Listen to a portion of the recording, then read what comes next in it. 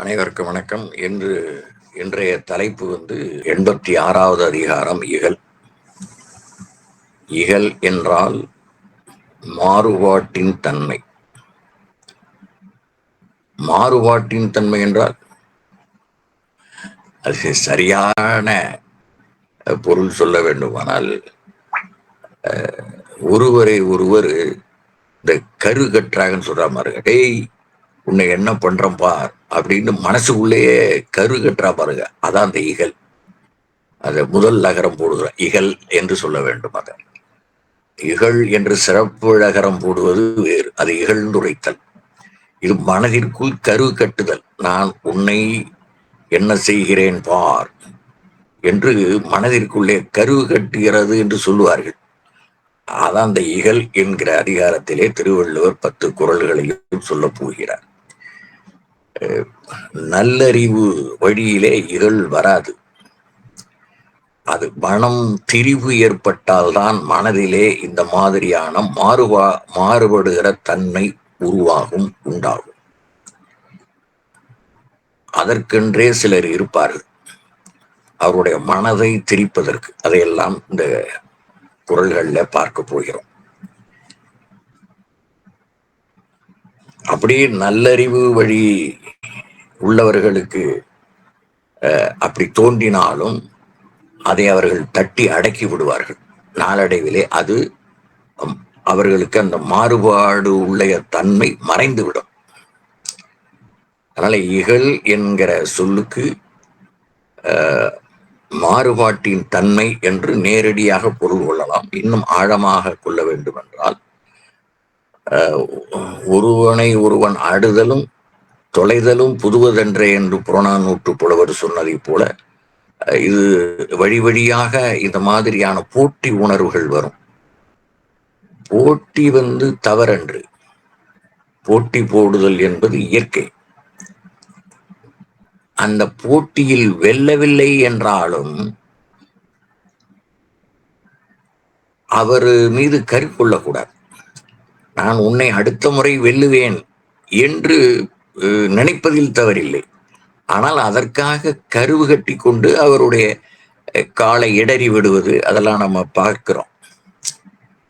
ஒருவர் ஓட்டப்பந்தயத்தில் ஓடுகிறார், அவருடைய காலை தட்டிவிட்டு, நாம ஜெயிக்காட்டியும் பரவாயில்ல, அவன் ஜெயிக்க கூடாது, வேற 10 பேர் ஓடுறான்ல, அவன்ல யாராவது வரட்டும் அப்படிங்கிற மாதிரியான இகழ் இருக்கு பாருங்க, அதுதான் கூடாது என்கிறார். மனதிற்குள்ளே போட்டி வரும். நாம் வெல்ல வேண்டும், எந்த போட்டியாக இருந்தாலும் சரி, அந்த போட்டியிலே வெல்ல வேண்டும் என்று கருதுவதிலே தவறில்லை. ஆனால் இன்னொருவன் வெல்லுவதை தடுப்பது என்கிற மனோநிலை இருக்கு பாருங்க, அதுதான் இகல், மாறுபட்ட தன்மை, கருவு கட்டுதல் என்பது. புல்லறிவு வழி இகல் தோன்றின் உடனே அது வெளிப்பட்டு விடும். அவர்கள் பேசுகிற போதே நமக்கு தெரியும். இன்னார் முதல் மதிப்பெண் பெற்றானா என்று கேட்பார். நான் அந்த 30 ஆண்டு காலம் தலைமை ஆசிரியர் பொறுப்பில் இருந்ததுனால இது மாதிரி மக்களுடைய மனோநிலையை அப்படியே படம் பிடிச்சு வச்சிருப்பேன். அவங்க கேட்கிற போதே ஒரு ஒரு அதாவது ஆக்ரோஷமாக கேட்பார். என் பையன் அப்படி படிச்சானே இப்படி படிச்சானே என்றெல்லாம் நம்மிடம் கொஞ்சம் கோபமாகவெல்லாம் பேசுவார்கள். உங்க பையன் தாள்ல என்ன இருந்தது, அதற்கான மதிப்பெண் தான் போடப்பட்டிருக்கிறது. யாரும் ஒருவர் திருத்துவதில்லை. ஒருவர் திருத்தியதற்கு பிறகு இன்னொருவர் மேற்பார்வை பார்ப்பார். அதனால இங்கே பிழைகள் ஏற்படுவதற்கு வழி இல்லை என்பதை சொல்லி அனுப்புவோம். அதான் இகல். பகைக்கு முன் வரவு இகல். பகை கொஞ்சம் கொஞ்சமாக அது வளர்வதற்காக அந்த உருவாகுது பாருங்க மனசுக்குள்ள, அதுதான் இகல் என்பதை இங்கே சொல்லுகிறார். இதை நீங்க பாத்தீங்கன்னா, பல்லு இலக்கியம் படிச்சிருங்க. பல்லு என்று திரிகூடராச கவிராயர் பல்லு என்று 96 வகை சிற்றிலக்கியங்கள்ல ஒரு வகை. அந்த பல்லு இலக்கியத்துல ஒருவனுக்கு 2 மனைவி. மூத்த மனைவிக்கு மூத்த பள்ளி என்றும், அது பேர் சொல்லாமே அது வரும். இளைய பள்ளி, 2ஆம் தரமாக வருகிறவள் இளைய பள்ளி என்றும், அவள் ஒரு சமயத்தை சேர்ந்தவளாக இருப்பாள், இவள் ஒரு சமயத்தை சேர்ந்தவளாக இருப்பாள். இவர்கள் சண்டைக்குள்ளே ஒரு அழகான ஒரு போராட்டத்தை கொண்டு வருவார். அது இகழ்தான். அது சண்டையாக மாறா அதை கொண்டு வருவார் திரிகூடராச கவிராயர். பூத்தப்பள்ளி இளைய பள்ளியினுடைய கடவுளை சீண்டுவாள். அவள் வழிபடுகிற தெய்வத்தை. அவள் அந்த கடவுளுடைய பெருமையை சொல்லி இவள் வணங்குகிற அந்த இறைவனுடைய பிழையாக சிலவற்றை இவள் சுட்டி காட்டுவாள். இது ஒரு ஆரோக்கியமான போட்டி அது. அப்படி அவர் திரிகூடராச கவிராயர் அதை கொண்டு வருவார். அதுக்கு ஏசல் என்று பெயர். இந்த இகல் என்பதற்கு ஏசல் என்று ஒரு பொருள் உண்டு. அது ஏசுவது, திட்டுகிறார்கள் என்று சொல்லுகிறோம் அல்லவா, அப்படி அதை ஏசல் என்று சொல்லுவார்கள். தேர்விலே போட்டி வருவது, விளையாட்டிலே போட்டி வருவது, புலமையிலே போட்டி வருவது, இதெல்லாம் ஒரு நல்லிணக்கத்திற்கு உரியது. அது போட்டியாக இருக்கும் வரையில் சாதி சமய மத இகழ்கள் நாட்டுக்கு நலமற்றவை. அது ஆரோக்கியமானது என்று, அதனாலதான் நலமற்றவை என்று சொல்லுகிறோம். சாதி பூசல், சமய பூசல், மத பூசல்கள் இப்படி வருவதெல்லாம், அப்படி வருகிற இகழ்கள் அவர்களுக்கு மட்டுமன்று நாட்டிற்கே கேடு. தேர்தல் இகழ் என்பது தலைமையை பொறுத்து தலை தூக்கும். நல்ல தலைவர்கள் தங்களுடைய தொண்டர்களை ஆற்றுப்படுத்துவார்கள், பொறுமையாக இருக்கும்படி கேட்டுக்கொள்வார்கள். அதன் வழி அவர்களும் கேட்பார். நாம் பார்த்தோம், மகாத்மா காந்தியடிகள் ஒரு போராட்டத்தின் போது அந்த ஒத்துழையாமை இயக்கத்துல அவர்கள் தடியடி செய்தார்கள் என்பதனால அவர்கள் வழி பொறுக்க மாட்டாமல் அவர்களை திருப்பி தாக்கினார்கள். அதைத்தான் கூடாது என்று சொன்னார் மகாத்மா காந்தி. அப்பொழுது அந்த காவல்துறையினரை பயந்து போய், அவர்கள் கூட்டம் பெரிது, இவர்கள் குறைவானவர்கள், அவர்கள் காவல் நிலையத்தில் சென்று தாளிட்டுக் கொண்டார்கள். எப்படியோ கதறி கத்தி பார்த்தார்கள், வெளியே வரவில்லை. அதை குளிச்சு விட்டார்கள். அதற்காக மிகவும் வருந்தினார் மகாத்மா காந்தி. நாம் இவர்களை நாம் சரிப்படுத்தாமல் இந்த போராட்டத்தை அறிவித்தது தவறு என்று அவர் உணர்ந்து கொண்டார். இந்த ஒரு போராட்டம் நடத்துகிறோம் என்றால் அதை கண்ணியமாக, பிறருக்கு எந்த விதமான தீங்கும் நேராமல் செய்ய வேண்டும். சிலர் ஊர்வலம், சில அமைப்புகள் ஊர்வலம் செல்வார்கள், பின்னாலே 10-15 பேருந்துகள் மற்ற உந்து வண்டிகள் எல்லாம் வந்து கொண்டிருக்கும். யாருக்கும் இடம் விடாமல் சென்றால் அது என்ன போராட்டம்? அது சரியான நடைமுறையில் அவர் வழி நடத்துகிற தலைவர்கள் சரியில்லை என்று பொருள். முதலில் அந்த வாலண்டியர்ஸ் என்று சொல்லப்படுகிற தன்னார்வ தொண்டர்கள், அவர்கள் நெறிப்படுத்த வேண்டும், எல்லோரையும் கேட்டுக்கொள்ள வேண்டும். தன்னுடைய ஒளி வாங்கியின் மூலமாக நீங்கள் ஒதுங்கி பின்னாலே வருகிற வாகனங்களுக்கு வழிவிட்டு செல்லுங்கள், இல்லை என்றால் நாம் போராட்டம் நல்லதல்ல என்பதை இவர்கள் தான் எடுத்து சொல்ல வேண்டும். இப்படி நல்ல தலைவர்கள் உள்ளதை பொறுத்து இந்த அரசியல் நிலைமையில இருக்கும். சிலர் தவறாக தூண்டி விடுவார்கள், தூண்டிவிட்டு அந்த போராட்டத்தில் கலகம் விளைவிப்பார்கள்.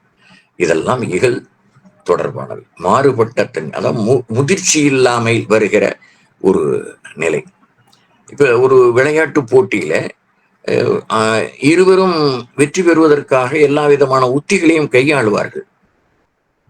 அந்த நேரத்தில் ஒருவரை ஒருவர் இகழ்ந்து பேசுகிறது, சில முகக்குறிப்புகள், இதையெல்லாம் நம்ம பார்க்கிறோம். என்றாலும் போட்டி முடிந்ததற்கு பிறகு கை குலுக்குவதனுடைய நோக்கமே சென்ற நொடியோடு நம்முடைய போட்டி நிறைவு பெற்றது, இனிமேல் நாம் நண்பர்கள், அடுத்த போட்டியிலே நீ வெல்லலாம் அல்லது நான் வெல்லலாம் என்று வாழ்த்து சொல்லுகிற மாதிரியான அது ஆரோக்கியமானதாக இருக்க வேண்டும். அதை கற்றுத்தர வேண்டும். நம்முடைய கல்வி அதை போதிக்க வேண்டும். போட்டி என்று வருகிற போது போட்டியாக நடத்துங்கள். அதிலே பிழையான உணர்வுகளை வெளிப்படுத்தக்கூடாது. போட்டி நிறைவு பெற்றதும் தோல்வி உண்டால் அதை நாணயமாக ஏற்றுக்கொண்டு வெற்றி பெற்ற அணிக்கு வாழ்த்து சொல்ல வேண்டும் என்று கற்றுத்தர வேண்டும். வெற்றி பெற்ற அணியினரும் அவர்களை இகழாது, அதாவது இகழ் சிறப்புழகரம் இகழ் என்று அந்த உச்சரிப்பிலே வரணும், அப்படி இகழாது அவர்களை வாழ்த்த வேண்டும். அப்படி செய்வதுதான் ஆரோக்கியமானது என்பதை சொல்லுவதுதான் இது. தன்முனைப்பாக நாங்கள் தான் எப்பொழுதுமே வெல்லுவோம் என்று சொல்வது அது தன்முனைப்பானது. அதனால் அவர்களுக்கு வாழ்த்து சொல்லுகிற போது மிக எச்சரிக்கையாக இருக்க வேண்டும். இகழென்ப எல்லா உயிர்க்கும் என்று முதல் குறளிலேயே வச்சிட்டார் திருவள்ளுவர். எல்லா உயிர்க்கும் அது பொருந்தும் என்று அதை சொல்லுகிறார். முதல் குறள் பார்ப்போம். இகழென்ப எல்லா உயிர்க்கும், பகலென்னும் பண்பின்மை பாரிக்கும் நோய். பகலென்னும் பண்பின்மை பாரிக்கும் நோய் இகழென்ப எல்லா உயிர்க்கும். இங்கே பகல் என்றால் பகுத்தல் என்று பொருள். ஞாயிறோன் தோன்றுகிற போது பகல், ஞாயிறோன் மறைகிற போது இரவு என்பது நியதி, எல்லோருக்கும் தெரிந்த ஒன்று. இதை எதற்காக சொல்லுகிறோம் என்றால் பகலென்னும் பண்பின்மை என்று சொல்லுகிறார் திருவள்ளுவர். பகலென்னும் பண்பின்மை பாரிக்கும் நோய் என்றால் என்ன? அதாவது இந்த பகலோன் என்ன செய்கிறான் என்றால், சேர்ந்து ஒன்றுபட்டிருக்கும் உயிர்களை ஒன்றுபடுத்துதல். அதற்காக அவன் காலை எழுந்தவுடன் அவரவர்கள் கழனிக்கு செல்பவர்கள், பணிக்கு செல்பவர்கள் என்று அதை உசுப்பி விடுகிறான். ஆனால் இதற்கு மாறுபாடானவர்கள் பிரித்தாளும் சூழ்ச்சியை செய்கிறார்கள் என்பதை சொல்வதுதான் இகழன். எல்லா உயிர்க்கும் இகழ் என்ப. எல்லா உயிர்க்கும் இது பொதுவாக இது பொருந்துகிறது. பகலவன் தன் ஒளியாலும் ஒளி மறைவாலும் பகல் இரவு என பிரிப்பது அவனுடைய பண்பு. இயல்பு இயற்கையானது, நலன் தழுவியது. ஆனால் இவ்விகழோ சேர்ந்திருக்கும் உயிர்களை பிரித்து வகிக்கும் வகையால் பண்பு இல்லாமல் ஆயது என்பதுதான் இதனுடைய நுட்பமான உரை. பாரிக்கும் நோய் என்பது அது தொடர்ந்தால் அதற்கு விரிவுரை செய்யும், துன்பத்தை விரிவுரை செய்யும். எல்லா உயிர்க்கும் உளதாவதை இகழ் என்று அறவோர் கூறுவார்கள். பிரிப்பது பிளவால், பிணக்கால். இந்த மக்கள் சிலர் இப்படி வேலை செய்யறாங்க பாருங்க, கயமையுடன் பிரித்தாளும் சூழ்ச்சி. அது பிளவுனால பிணக்குனாலே செய்வது, அது பகையாக மாறும். போரால் அழிவாய் செய்யும் ஆதலால் பண்பின்மை பாரிக்கும் நோய் என்றார். இது போர் அளவுக்கும் கூட முகழும், அது அரசியல்ல, நாட்டு அளவுல.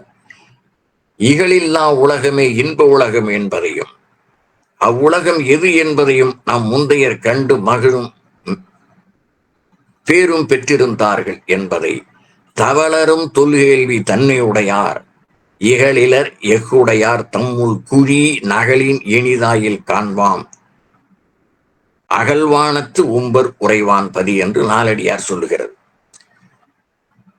அதாவது பகைமையில்லாமல் உள்ளதற்கான எல்லா விதமான நுட்பங்களையும் பெரியோர்கள் அறிந்து வைத்திருந்தார்கள் பழங்காலத்துல. இப்படி இருந்தாலும் அவர்களை பொருங்கள் என்றுதான் சொல்வார்கள். அதெல்லாம் ஒரு 100 ஆண்டு 50 60 ஆண்டுகளுக்கு முன்னால. இப்பொழுது அப்படி யாரும் கவலைப்படுவதாக தெரியவில்லை. அது மாதிரி பெரியவர்களும் முனைவதில்லை, இளைஞர்களும் கேட்பதில்லை என்று பெரும்பான்மையர் இருக்கிறார்கள். அது எல்லோரும் அந்த நிலைக்கு கொண்டு வர வேண்டும் என்பதுதான் நம்முடைய அறநூல்கள் ஒரு குறியாக இருக்கின்றன. அதை திருவள்ளுவர் சொல்லுகிறார்.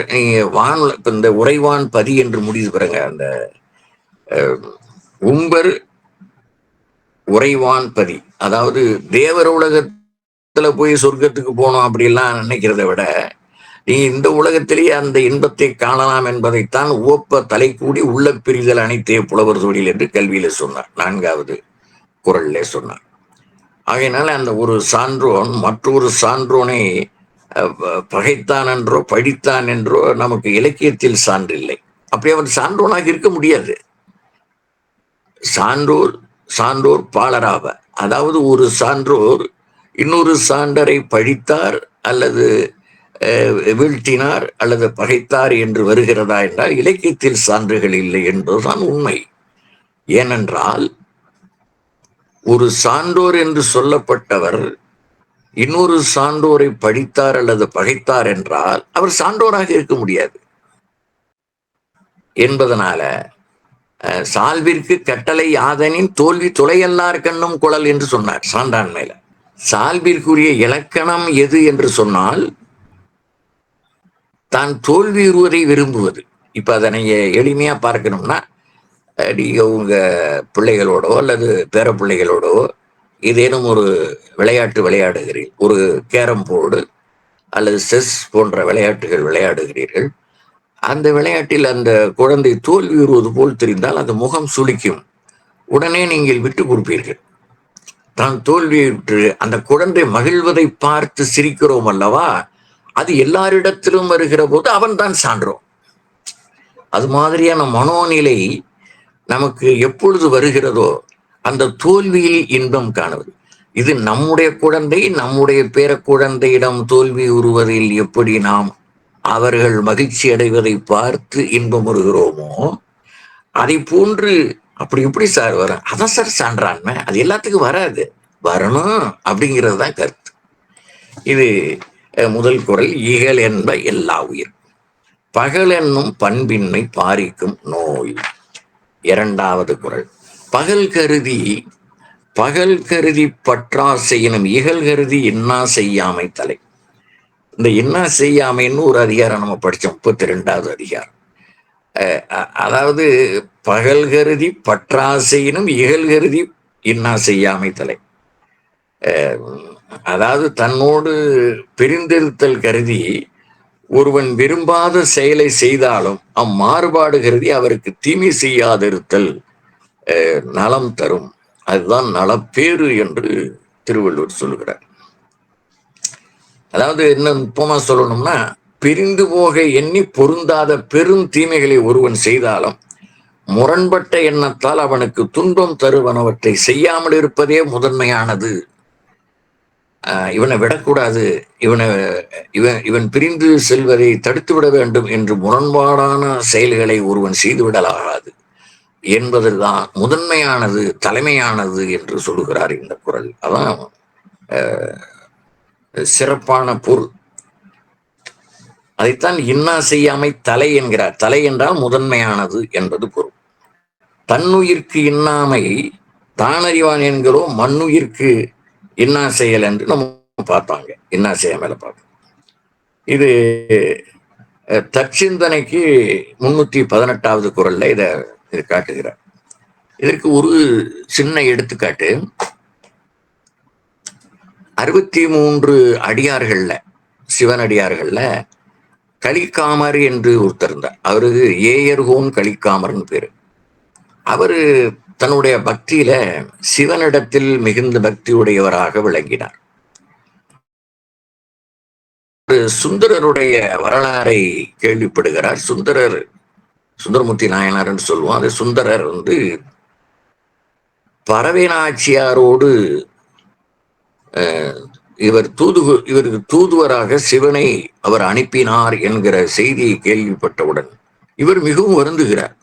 நான் வணங்குகிற முழுமுதற் கடவுளாகிய சிவபெருமானையே தன்னுடைய ஒரு சிற்றறிவினாகிய இந்த சுந்தரன் பயன்படுத்தி இருக்கிறானே, அவரை அலைய விட்டு இருக்கிறானே என்று அவர் மீது மிகுந்த கோபம் கொண்டார்.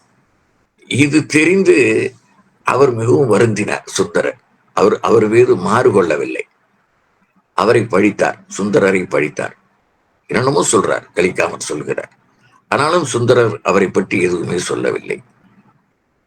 அவருக்கு 2 பேரையும் இணைக்க வேண்டும் என்று சிவபெருமான் கருதுகிறார். இது புராண வரலாறு, பெரிய புராணத்தினுடைய வரலாறு. அப்படி கருதுகிற போது அவருக்கு ஒரு சூளை நோய் கொடுக்கிறார். திருநாவுக்கரசு நாயனாருக்கு கொடுத்த மாதிரி ஒரு சூளை நோய் கொடுக்கிறார். அப்ப இறைவனை இவர் வேண்டுகிறார், உன்னை வழிபடுவதற்கு இந்த நோய் எனக்கு தடையாக இருக்கிறது என்று. தனக்கு நல்லா போகணும்னு சொல்லல, உன்னை வழிபடுவதில் நான் இந்த துன்பத்தை நினைத்து கொடுத்தால் உன்னை எப்படி முறையாக வழிபடுவேன் என்று அவர் கேட்கிறார். அப்போ ஒரு வானொலி கேட்கிறது, சுந்தரனை கண்டால் உனக்கு இந்த நோய் தீரும் என்று. இவர் கேளாமலே சுந்தரர் வந்து விட்டார். இங்க அவர் முகத்தில் விழிக்க கூடாது என்று அவர் தற்கொலை செய்து கொள்கிறார். இது ஒரு மிகப்பெரிய பிழையான அவ்வளவு இகல் அவருடைய மனதிலே மாறுபட்ட தன்மை அந்த கலிக்காமருக்கு இருந்தது என்று வரலாறு சொல்லுகிறது. உடனே என்னால் தானே இவர் இறந்தார் என்று தானே இவரும் தன்னை மாய்த்துக் கொள்ள நினைக்கிற போது அவர் உயிர்ப்பிக்கிறார், இறைவன் உயிர்ப்பிக்கிறார் என்று வருகிறது. இதெல்லாம் அதாவது அறிவுக்கு பொருத்தமானதா இது இந்த இந்த கதையெல்லாம் அப்படின்லாம் நம்ம பார்க்காம அது கதை. ஆனா இப்ப நமக்கு தெரிந்து கொள்ள வேண்டிய செய்தி என்னன்னா இகல். இகல் என்றால் மாறுபட்ட தன்மை. பிறகு அவர் உயிர்ப்பித்து அதை எல்லாம் உணர்கிறார். நாம் எவ்வளவு பெரிய பிழை செய்து விட்டோம். நம்மை போலவே அவரும் மிகப்பெரிய தொண்டர். தொண்டனுக்கு தொண்டனாக இருப்பதுதான் இறைவன். அவன்தான் தலைவன், சரியான தலைவன். அந்த கான்செப்ட், அந்த கருத்தை சொல்வதற்காகத்தான் இந்த செய்தி. அந்த இகல் என்பதை தெளிவாக புரிந்து கொள்ள வேண்டும். இகல் என்கிற வார்த்தை அதிகமா மக்கள் மனதிலே பயன்படாத ஒரு வார்த்தை. அதிலே ஒரு தலைப்பிலே 10 குறள்களையும் செய்திருக்கிறார் திருவள்ளுவர். அதற்கு இது ஒரு துணையாக இருக்கும் என்பதால் இந்த கருத்தை இதோடு சேர்த்தேன். பகல் கருதி பற்றாசையினும் இகல் கருதி இன்னா செய்யாமை தலை. அவருக்கு துன்பம் செய்யாமை முதன்மையானது என்பதை இந்த கலிக்காமர் வரலாறு மூலமாக நாம் தெரிந்து கொள்கிறோம். அடுத்து 3வது குறள். இகல் என்னும் எவ்வன் நோய் நீக்கில் தவளிலா தாவில் விளக்கம் தரும். இந்த தவல் என்பதற்கு தவறு என்று பொருள். அதாவது பிரித்தாலும் மனநோயை ஒருவன் வெற்றி விடுவது அவனுக்கு அழியாத குற்றமற்ற புகழை தரும் என்பது கருத்து. பிரித்தாலும் மனநோயை, இங்கே போய் ஒண்ணு சொல்லுவான், இதுகிட்ட புறங்கூறாமை என்ன செய்யாமை எல்லாம் கலந்த மாதிரி வருகிறது. இந்த கருத்துக்கள்லாம் வருகிற போது அந்த புறங்கூறாமையில தான் அந்த பிரித்தாளும் சூழ்ச்சி எல்லாம் செய்வான். இவனை பத்தி அவங்கிட்ட போய் சொல்லுவான், அவனை பத்தி இவங்கிட்ட போய் சொல்லுவான். அந்த புறங்கூறாமை என்கிற கருத்து இங்கே தவல் என்கிற ஒரு மிகப்பெரிய தவறான செயல் என்பதை இந்த குறள் மூலமாக சொல்லுகிறார். அது ஒரு மனநோய். இந்த மனநோய் இருக்கிறது பலருக்கு தெரிவதில்லை. இப்ப என்னிடம் இருக்கிற மனநோய் எனக்கே தெரியறதில்லை. அதுக்குதான் திருவள்ளுவர் சொல்லுகிறார், நல்ல நண்பனை வைத்துக் கொள்ள வேண்டும். உனக்கு இது மாதிரியான மனநோய் இருக்கிறது, அந்த மனநோயை நீயே நீக்கிக் கொள்ளலாம் என்பதை திருவள்ளுவர் இடிப்பாறை இல்லாத ஏமராமன் என்கிற குறள் மூலமாக நீ தெளிவுபடுத்தி கொள்ள வேண்டும். உன்னை நீயே, அதான் உன்னை அறிந்தால் உலகத்தில் போராடலாம் என்று ஒரு திரைப்பட பாடல் வந்தது அல்லவா. இந்த தன்னை அறிதல் என்பதை நிறைய பேர் அந்த திருமூலர்ல இருந்து எல்லாரும் சொல்லியிருக்கிறாங்க. தன்னை அறிதல், இந்த தன்னை அறிதல் இருந்தால் யாருக்குமே மனநோய் வராது. இப்ப எல்லாருக்குமே என்ன வருதுன்னா ஆசை பேராசையாக மாறுகிறது. அந்த பேராசை மனநோயாக மாறுகிறது. அதனாலதான் இந்த ஆசைகளை விட்டுவிடு என்று சொல்வதையெல்லாம் நீங்க முழுமையாக விட்டுவிடுதல் என்றால் துறவு, அது வேறு. பொதுவாக இப்ப இல்லறத்திலே இருக்கிறோம், தேவையற்றவற்றிலெல்லாம் ஆசை கொண்டே இருக்கக்கூடாது. குப்பைகளை எல்லாம் வாங்கி கொண்டு போடுவார்கள் வீட்டுல, இருக்கும் ஏற்கனவே அந்த பொருள். எந்த இடத்தில் எது இருக்கிறது என்று தெரியாத அளவுக்கு வீடு நிறைய குப்பை சூழ்ந்து கொண்டு இருக்கிறது இப்பொழுது. அது விளம்பர மோகம். அதை கூட நான் சிலருக்கு அனுப்பியிருக்கிறேன். ஒரு விளம்பர மோகத்தினால ஒரு இந்த பழைய பொருள்களை குப்பையில் இருந்து பொறுக்கி விற்று வயிற்றை வளர்ப்பவன் மிக தத்துவமாக பேசுகிறான். ஒரு சித்தன் போல பேசுகிறான். அதை நான் சிலருக்கு அனுப்பியிருக்கிறேன். அந்த அந்த காட்சி நான் சொல்வதை விட அவனே உணர்ந்து சொல்லுகிறது. இந்த விளம்பரம் எவ்வளவு பெரிய, இந்த விளம்பரத்தை பார்ப்பதே முட்டாள்தனமானது என்பதை அவன் விளக்குகிறான், மிக அழகாக விளக்குகிறான். இதிலிருந்து நாம் விலகி இருப்போமேயானால் இந்த கருப்பானவர்களை சிவப்பாக்குகிறேன் என்று சொல்லுகிறான் அல்லவா. இதை நான் ஒரு 50 ஆண்டுகளுக்கு முன்னாலே அந்த இதை வெளிப்படுகிற போதே நான் சொல்லியிருக்கிறேன். அது எருவ மாட்டுக்கு போட்டு பார்ப்போமான்னு. எருவ மாடு கருப்பா தானே இருக்குது, அதுக்கு போட்டு பார்ப்போமான்னு. அந்த ஞானி என்ன சொல்லுகிறான், குப்பை பொறுக்குகிற ஞானி, இதை முதல்ல ஆப்பிரிக்காவுக்கு கொண்டு போ, ஒருத்தன் கூட வாங்க மாட்டான். இங்கே நாம் போலியாக வாழ்வது போல நடித்து கொண்டிருக்கிறோம் என்பதனால நம் தலையில் கட்டுகிறான், நாம் ஏமாளிகளாக இருக்கிறோம் என்று மிக அழகாக சொல்லுகிறார். எவ்வளவோ சொல்லிக்கிட்டு இருக்க அந்த காட்சி அப்படியே உங்களுக்கு போட்டிருக்கிறேன், அது பாருங்க. அதனால இந்த பிரித்தாளும் சூழ்ச்சி இருக்கிறத எவ்வன் நோய் என்கிறார். எவ்வன் நோயின்னா இந்த குரல்ல வருது பாருங்க, இகல் என்னும் எவ்வன் நோய், தீரா நோயின்னு அர்த்தம். அது அந்த மனநோய் இருக்கிறதே அது தீரா நோய். அதை தீர்த்து கொள்வதற்காகத்தான் நாம் சரியான வழிவகைகளை நம்மை நாமே உணர்தல் மூலமாக கண்டுகொள்ள வேண்டும் என்பதை இங்கே சொல்லுகிறார். தவளில்லா என்றால் நீக்குதல் இல்லாத என்று பொருள். இதெல்லாம் பார்க்கிற போது தானே தன் உணர்வால் வலிந்து விளக்காவிடேன், எவர் சொன்னாலும் நீங்கா நோய் இகழ், அதனால் எவ்வன் நோய் என்று சொல்லுகிறார். இதான் நுட்பமான கருத்து இந்த குரல்ல. தானே தன் உணர்வால் வலிந்து விளக்காவிடேன், அந்த மாதிரியான மாறுபட்ட எண்ணங்களை எவர் சொன்னாலும் நீங்கா நோய் இகழ், அதனால இதனை எவ்வன் நோய் என்று சொல்லுகிறார். தாவில் விளக்கம் என்பது தாழ்வு இல்லாத ஒளி, ஒளி என்பது வெளிச்சம். இகலை நீக்காது வளரவிட்டால் அது பகைக்கேடாய் முடியும் என்பதை இகல் மதில் குடுமி கொண்ட மண்ணு மங்கலம் என்று தொல்காப்பியம் சொல்லுகிறது. அந்த அடிப்படையில தான் இவர் இதெல்லாம் சொல்லுகிறார். இகல் மதில் குடுமி கொண்ட மண்ணு மங்கலம், இகலை ஒழித்து பகைமையும் அதன் வழி அழித்து அழியா புகழ் வேறு பெறலாம், இவற்றுள் எது உயர்நல பேறு என என்ன சொல்லுகிறார்.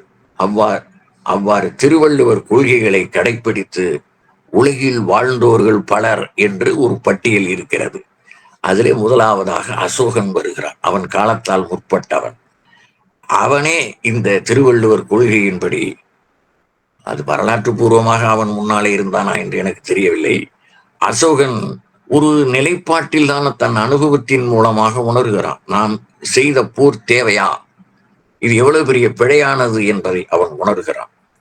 பிறகுதான் அவன் அகிம்சை முறைக்கு வருகிறான். அதைத்தான் திருவள்ளுவர் சொன்னார், என்ன செய்யாமே. அதன் பிறகு பார்த்தீர்களே ஆனால் 56 ஆண்டுகளே வாழ்ந்த ஆப்ரஹாம் லிங்கன், அவன் மகாத்மா காந்திக்கு முன்னால் வாழ்ந்தவன். 1809 1860 சுடப்பட்டு செத்தவன் ஆப்ரஹாம் லிங்கன். அதன் பிறகு மகாத்மா காந்தி வருகிறார். அவரை பின்பற்றி தான் Mandela, Martin Luther king, on song chewy என்ற உலகத்து பெருமக்கள் எல்லாம் இந்த அகிம்சையை மேற்கொண்டார்கள் என்றால் அது இகல் காரணமாகத்தான் என்பதை இந்த 3வது குரல் மூலமாக நாம் அறிந்து கொள்கிறோம். அடுத்து 4ஆம் குரல், இன்பத்துள் இன்பம் பயக்கும் இகல் என்னும் துன்பத்துள் துன்பம் கெடின். இன்பத்துள் இன்பம் விழையாதான், துன்பத்துள் துன்பம் உறுதலில் இடுக்க நழியாமையில பார்த்தோம். இகல் என்று சொல்லப்படும் துன்பத்துள் துன்பம் ஒருவனிடத்து இல்லாது ஒழியுமானால் அது அவனுக்கு இன்பத்துள் பெரிய இன்பத்தை தரும் என்பது அதனுடைய பொருள். இன்பத்துள் இன்பம் பயக்கும் இகல் என்னும் துன்பத்துள் துன்பம் கெடின். இப்படி படிங்க, இகல் என்னும் துன்பத்துள் துன்பம் கெடின். ரொம்ப அழகா புரியும். இகல் என்னும் மாறுபாட்டுத்தன்மையுடைய அந்த இகல் என்கிற துன்பத்துள் துன்பம் கெடின், இன்பத்துள் இன்பம் பயக்கும், உங்களுக்கு பேரின்பம் கிடைக்கும் என்பதை சொல்லுகிறது. துன்பத்தை துன்பமாக கருதாதவனும் துன்பத்திற்கு துன்பம் தருவானும் இன்பத்தினுள் இன்பம் பெறுவர் என்கிறார் திருவள்ளுவர். இகலிலோ அதனின் எளிய வழிகாட்டுவார இகலை ஒழித்து விட்டால் இன்பத்துள் இன்பம் கொள்ளலாம் என்கிறார். இகல் வாழ்வு எந்நாளிலும் எந்நிலையிலும் எவருக்கும் நீங்கா துயர் வாழ்வே, தன்னுள் எரிதழலை வைத்துக் கொண்டிருக்கும் வாழ்வுதான் இந்த இகல் என்பதை இந்த குரல் மூலமாக சொல்லுகிறார். இன்பத்துள் இன்பம் பயக்கும் இகல் என்னும் துன்பத்துள் துன்பம் கெடின். 5வது குரல், இகல் எதிர் சாய்ந்து ஒழுக வல்லாரை யாரை மிகழூக்கும் தன்மை அவர். இகல் எதிர் சாய்ந்து ஒழுக வல்லாரை யாரே மிகலூக்கும் தன்மையவர். மன முரண்பாடு தோன்றுகிற போது அதற்கு எதிராக நின்று விட்டு கொடுக்கும் மன வலிமை பெற்றவரை எவராலும் வெற்றி கொள்ள முடியாது. அதாவது விட்டு கொடுத்த கெட்டு போவதில்லை என்று சொல்வார்களே, அந்த அடிப்படையில இகழுக்கு எதிரிடார் எவரோ அவரே இகலை வென்றார் என்று சொல்லுகிறார். அதற்கு விசுவாமித்திரரும் வசிட்டரும் விசுவாமித்திரரும் ஹரிச்சந்திரனும் என்கிற பகுதிதான் இதற்கு சான்று. 5வது குரல் 855 இகழகதிகாரத்தில் 5வது குரல் பார்த்தோம். அதற்கு இகல் எதிர் சாய்ந்து ஒழுக வல்லாரை யாரை மிகலூக்கும் தன்மை அவர் என்பதற்கு நாம் அதற்கான நுண்பொருள் கண்டோம். அதிலே 2 செய்திகள். விஸ்வாமித்திரர் எல்லா காலத்திலையும் வாழ்ந்திருப்பார் போல். வசிட்டரோடு மல்லு கட்டினார். அவர் ஒரு பிரம்ம ரிஷியாக விளங்குகிறாரே, தானும் விளங்க வேண்டும். நிறைய பேருக்கு அவர்கள் எந்த அளவுக்கு பயிற்சி பெற்றிருப்பார்கள், உழைத்திருப்பார்கள் என்றெல்லாம் தெரிந்து கொள்ளாமல் தொடக்கத்திலேயே அந்த சிறப்பை பெற்றுவிட வேண்டும் என்கிற ஒரு பேதைமை பலரிடம் இருப்பதை நாம் காணலாம். அதை போல வசிட்டர் எத்தனை காலம் தவம் இயற்றி எத்தனை 1000 பேர்களுக்கு பயிற்சி கொடுத்து அவர்களை எல்லாம் சிறந்து விளங்க செய்திருக்கிறார். அந்த அடிப்படையிலே அவருடைய மன வலிமை அடிப்படையிலே அவர் பிரம்ம ரிஷி ஆனார். இவர் எடுத்த உடனே விஸ்வாமித்திரர் பிரம்ம ரிஷி ஆக வேண்டும் என்று அவர் மீது பொறாமைப்படுகிறார். பிறகு அவரிடமே சென்று நான் பிரம்ம ரிஷி ஆக வேண்டும் என்கிறார். அவருக்கு பல்வேறு விதமான இடையூறுகளை எல்லாம் செய்கிறார். அதுதான் இகல். அதற்கு பிறகு அவரிடம் வாங்கி கட்டிக் கொள்கிறார் என்பதெல்லாம் வேறு கதை, பெரிது. அதற்கு பிறகு அரிச்சந்திரனுடைய கதையிலே அரிச்சந்திர புராணம் மிக பெரிதாக அவர் அரிச்சந்திரனுக்கு, அவருடைய மனைவிக்கு, அவருடைய குழந்தைக்கு எந்த அளவுக்கு அவர் துன்பம் விளைவிக்கிறாரோ நினைத்து பார்க்க முடியாத அளவுக்கு துன்பம் கொடுக்கிறார். அவன் அரச வம்சத்தை சார்ந்தவன். அப்படிப்பட்டவன் உண்மை பேச வேண்டும் என்கிற ஒரே காரணத்திற்காக அவர் கொடுக்கிற அத்தனை தண்டனைகளையும் அத்தனை துன்பங்களையும் துயரங்களையும் அவன் வாங்கிக் கொள்கிறான். எதிர்நீச்சல் போட்டு வென்றதனாலே அவன் சிறப்படைகிறான் என்றும் பேசிக் கொண்டிருப்போம் அரிச்சந்திரனுடைய வரலாற்றை. அதற்கு பிறகு ராமபிரான் காலத்திலேயும் அந்த விஸ்வாமித்திரர் வாழ்கிறார். இப்ப பல ஔவையார் இருந்தார்கள் என்று சொல்லுகிறார்கள் அல்லவா? அதே போல பல விஸ்வாமித்திரர் இருந்தார்களா என்று எனக்கு தெரியவில்லை. இவர்களுடைய காலமெல்லாம் பல 1000 ஆண்டுகளுக்கு முன்னாலே பின்னாலே வருகின்ற செய்திகள். எல்லா இடங்களிலும் வசிட்டர் அங்கேயும் இருக்கிறார். தசரதனுடைய குலகுரு, ராமபிரானுடைய குலகுரு, இப்படி அந்த அவங்க பரம்பரைக்கே அவர் குலகுருவாக விளங்குகிறார் வசிட்டர். இப்படி அவர்களுக்கெல்லாம் வாழ்நாள் மிகப்பெரிய வாழ்நாள் என்பதனாலே அவர் அந்த இகலையெல்லாம் வென்று வருகிறார் என்பது அதனுடைய காட்டு. அது கதைகளை சொன்னால் மிக பெரிதாக நீண்டுவிடும்.